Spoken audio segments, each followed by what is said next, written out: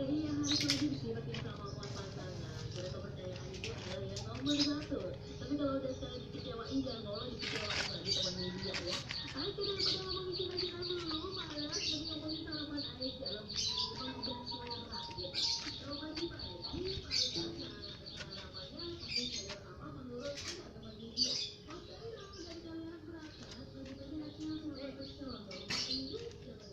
Biasanya pagi langsung dari pisang dulu banyak jadi Adi Dewi Firawati Ragi Budi sarapannya banyak banget dan semua berbagi diakan selama sehari aja aku tadi coba terima kasih kembali kasih makan pagi-pagi itu hari dari banyak orang ya aku belum sarapan lagi ya soalnya udah terbiasa sarapannya siang jaga dalam minggu aja paling aku tapi pecah raya atau warga ini si pecah anak-anak wes enak lah bagiannya terusnya Mbak Eni Mbak Mas Ahmad dan Nanti Mbak Ella benar-benar baik-baik